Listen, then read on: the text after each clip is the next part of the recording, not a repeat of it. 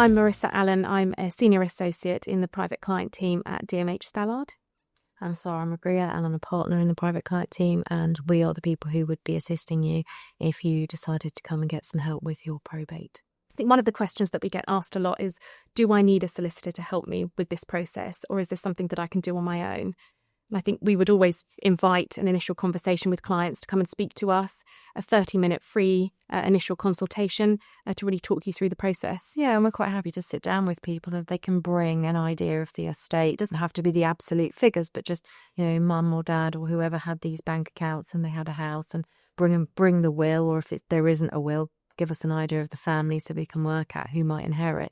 We can look at it and work out what the process will be for them, because it's quite a varied process. It's not a one-size-fits-all. So we can look at it and say, in your case, this is what would happen. And we're always quite happy to break it down into different stages, broadly speaking about 3, where we say, well, the first bit is to get the assets and work out what the person's got. And then the second bit is the strictly legal bit, where you're working out whether the tax needs to be paid, paying it by the appropriate method, or applying the right allowances so we don't, and then the application to the court.